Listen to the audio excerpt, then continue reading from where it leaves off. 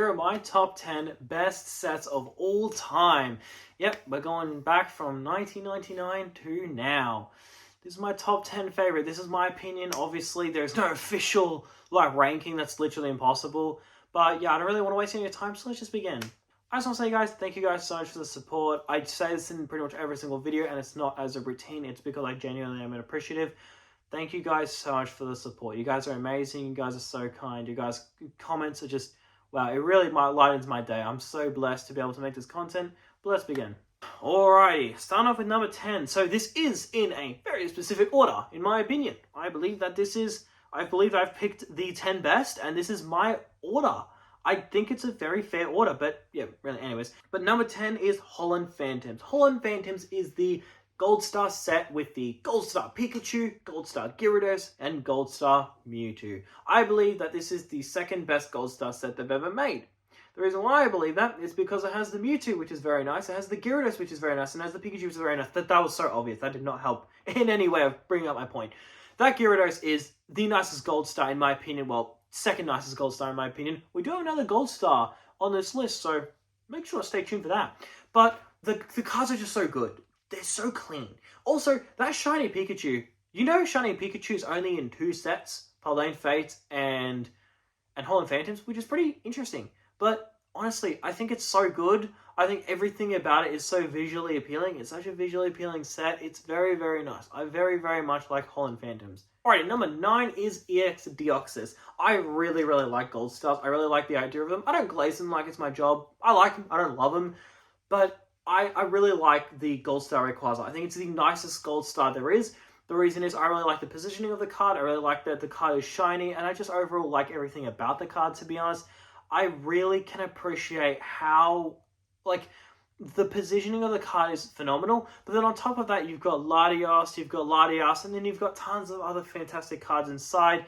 It's really, really cool. Honestly, it's very expensive, which sort of sucks, to be honest. But really, really, really phenomenal set. Absolutely love it. Alrighty, now let the glazing for Scarlet and Violet begin. Number 8, 151. I think 151 is a phenomenal set. Everything about it is amazing. So first of all, the artworks are a breath of fresh air. The artworks are all in different scenery, which I really, really can appreciate. Something that really kicks me about Paldea Evolved and sets like that, or really Twilight Masquerade, is all of the cards give off the same vibe. All of the cards are in the same area.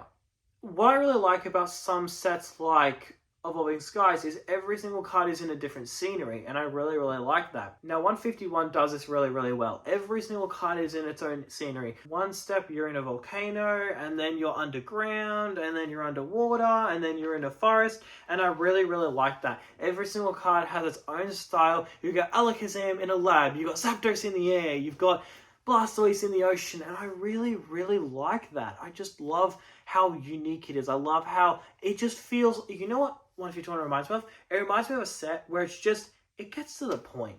It doesn't beat around the bush. Sure, it's a small set. Who cares? It's just got so many good artworks. 151 is just phenomenal. It is so visually appealing. Honestly, you look at it and you just get happiness. You just feel like warm and fuzzy inside. It's just an amazing set. Alrighty, number 7, Paldean Fates. I think Paldean Fates is better than 151. I used to believe that 151 is better, but my views have actually completely swapped. By a landslide. By the slightest amount. But I just think Paldean Fates is a little bit better. I've been glazing the Bubble Mew for a couple months now, and I think it's phenomenal. I think it's... Oh, okay, I'm really not going to spend much time on this. You know what, actually? Let's give it like 20 more seconds for this, and I'm going to move on to the next set, because I talk about Paldean Fates a lot, and it's very unfair that I spend a lot of time talking about that, and not these other sets that I don't really get a chance to talk about. So, Paldean Fates, I love it. I love the set. Great. Next one. Alright, next one is number 6. Okay, you guys are going to kill me, alright? Prismatic Evolutions. Prismatic Evolutions is just the leg up of Paldean Fates. Paldean Fates is really good. You got like this hierarchy. You got like 151, which is really good. Then you got Paldean Fates, which is really, really good. And then you got Prismatic, which is really, really, really good. I really love Prismatic Evolutions. Everything about it. I really like the packs. I like the sealed. I like the opening experience. That's a very important thing. Opening experience is very, very important. Try opening up vintage Gold Star sets. You're like not pulling the Gold Star. It's actually depressing opening it up. You're just pulling nothing the entire time. Now, if you compare opening Prismatic, okay, you're still going to pull nothing from Prismatic, but the difference is you've got all these different fun things. You've got Pokeballs, Master Balls, Demigod packs, God packs, SIRs, all this different fun stuff. You open it up, the first thing you look, did I get a God pack? Okay, then you look through the pack.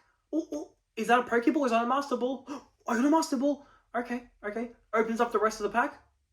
Did I pull? Oh, I pulled an EX. I pulled a trainer, whatever, right? The thing is, opening up Prismatic is like a roller coaster. Every single pack is genuinely a high. You open up checking, did you get a God pack? No. Did you get a Pokeball? No. Did you get a hit? No. But it's like you've got these steps. Dude, open up Silver Tempest. You get a white code card, that's it. Like, it's just a slap in the face, man. So, Prismatic Evolution is not only a really good set, but the opening experience is top tier. And also, if you've ever opened up a Demigod pack, I believe opening up a Demigod pack is actually more exciting than opening up a God pack. The reason is because when you open up a God pack, you already know what you got. Yes, your dopamine receptors go crazy and you're really happy. But dude, opening up a Demigod pack is so fun. I've opened up one in my time. Bro, it's so much fun. Because you pull it and it's like you've got 3 slots. Okay, you see one rainbow border and you're like, oh, is that an evolution? And you get really excited, right? But it's like there could be another one behind it. And that's what's really fun. I find when you open up packs, you pull the alt art and then that's kind of it. With a Demigod pack, when you open it up, it's like you know that there's more fun left in the pack. Prismatic Evolutions is a fantastic set. But dude, mate, Prismatic Evolutions is number 6. Well, Cosmic Eclipse is number 5. Cosmic Eclipse, I love. I don't know why I had to say that like Yoda. But anyways, Cosmic Eclipse is a fantastic set. Wow, it's just amazing. Not only that, it also has a lot of very unique cards. Like, it goes from Reshiram, then it goes to Blastoise, and then it goes to Dialga. First of all, so much innovation. The Reshiram and the Zekrom with the trainer is... Mate, that was amazing. So you got 3 things. You got the trainer, and then you got the 2 Pokemon. Amazing card. I love that card. And then you got the Blastoise. I love that card. And then you got the Rosa. Hey, why not? Let's just have a little trainer there. But yeah, why not? Let's have a trainer alt. I think that's pretty cool as well. That Arceus is one of the most innovational cards. I believe it is the most innovational card of Sun and Moon. It's a fantastic card. Fantastic card. Phenomenal. Like, honestly, it's peak. I think that card is absolutely amazing. The Cosmic Eclipse is so underrated. You know why? It's so loved, but it's like all that love it gets, it doesn't deserve. It needs more love. It needs to be a 6k booster box, a 7k booster box. The cards need to be more expensive. Now, on a real note though, it's a really good set. I love Cosmic Eclipse.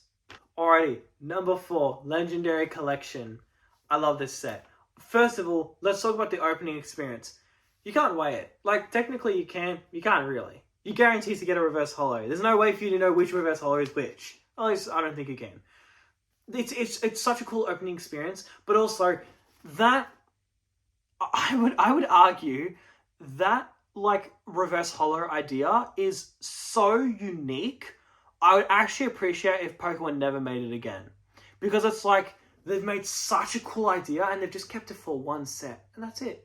And it's just a cool little idea.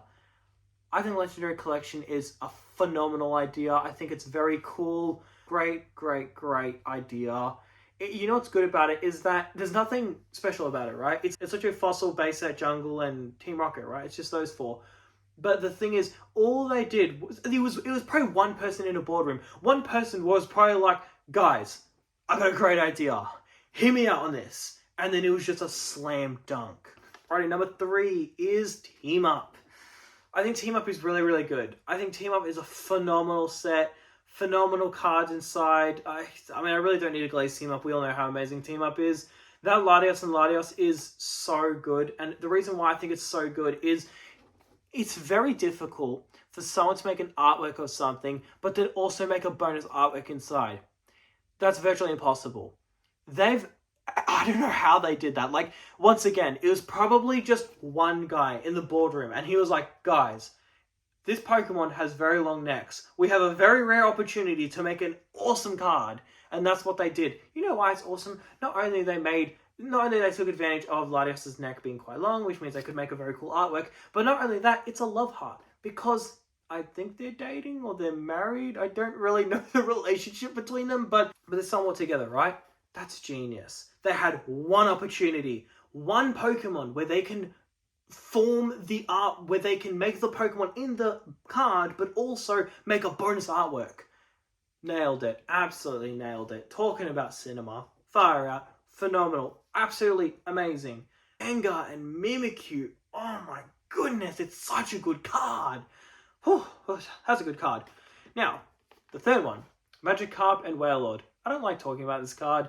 The reason is because I had it as a PSA 10 and I sold it for $400 like a year ago. Yeah, I know. I feel really... it hurts. I really like the card. I don't know why I sold it. But I'm not going to talk about that card because it just makes me sad. So, yeah, it's a good card, but I'm not going to talk about it. Number 2. Skyridge. I love Skyridge. I love how Wizards of the Coast was like, alright, if we're not going to make Pokemon anymore, we're going to go out with a bang. And they just brought the whole Scooby Gang and just went ham. Like, they really went, alright, we're going to bring every trick up our sleeve. We're going to bring everything and go all in for this set. And that's what Skyridge is. I love the e-reader. I love that. I love the Crystal Charizard. I love everything about Skyridge. But also, dude, look at the set list of Skyridge. It keeps going. It has everything in it. Everything. Like, literally, just keep scrolling and going. There's just so many cards. It's not even funny. Like, it's ridiculous. Phenomenal. But you know what? You know my favorite part about Skyridge is that, oh, first of all, the box art is amazing and the pack art is amazing. I'm just going to go ahead and say that. Anyways, what I really like about it is that every single artwork is unique. Now, something that I don't like about a lot of sets is that, once again, they all follow a theme. Something that I like about Skyridge is that every single card is its own unique card. And, wow, it's a phenomenal set. But, number 1, what do you think it is? Alrighty, and number 1.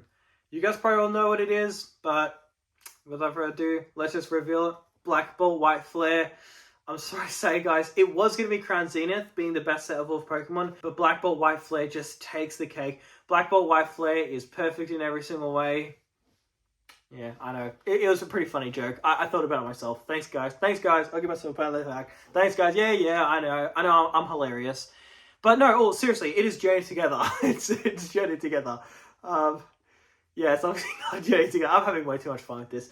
It's Evolving Skies. Evolving Skies is the best set. I really don't need to glaze Evolving Skies. In fact, I don't know the order of which video I'm uploading, but I actually just spent like 20 minutes of my life glazing Evolving Skies in a different video. Now, I could have uploaded this video and then I'm uploading that tomorrow and then I kind of just look like an idiot. But if I've uploaded that video, but I don't know which video I've uploaded first, but if you haven't watched that video, make sure to watch it. I basically explained why I believe Evolving Skies will be a $20,000 booster box in 10 years. But, dude, it's Evolving Skies. Evolving Skies is light years ahead of any set. Evolving Skies is everything Pokemon sets are supposed to be about. Evolving Skies has Rayquaza, Dragonite, and Evolutions. It is phenomenal. I really, really love Evolving Skies. Everything about it is just amazing. The pack art is amazing. The box art is amazing. The cards are amazing, but also it's not like it's got a couple good chases. That's the one thing I criticize about Brilliant Fates, is that they only made like 4 Pokemon SIRs. It just has so many chase cards. Now, honorable mention is base set. And the reason why it's an honorable mention is because I want to mention it honorably. I would not have put it close on this list. I think base set is ass. I think the only good card in it is quite literally that Charizard. Every single card is just boring other than that. It's an old set. Sure, maybe they didn't have as many resources. Sure, that doesn't just mean I give it brownie points. This list isn't built on brownie points and being fair. No, it's about what I think are the most original, what I think are the best artworks, and the opening experience. Base set is just boring. There's nothing about it's exciting. In fact, I would actually argue the base cards of base set is actually cooler than the holos, because the holos is literally just his holo texture. I don't know, man. I think that's boring as. The only good card is the Charizard, breathing out the fire on his angle, that's cool. Blastoise, he just stands there. Venusaur, that Venusaur is so ugly for the record. Oh my goodness, that Venusaur. It's actually like stained in my brain because I had so many of that Venusaurs I was trying to sell. Oh my goodness, it's actually stained in my freaking skull because it's so ugly. I hate base set. I think it's just atrocious. I think it's purely ran on nostalgia, which is alright. There's nothing wrong with it being ran on nostalgia. It's just not a good set. But if that's what, you originally opened up, that's perfectly fine. If you enjoy it, happy days. But I don't think it's one of the best. I think it just started off. I think it just kickstarted Pokemon, but then they figured out how to make sets a million times better. And then the byproduct is Evolving Skies after 20 years of research.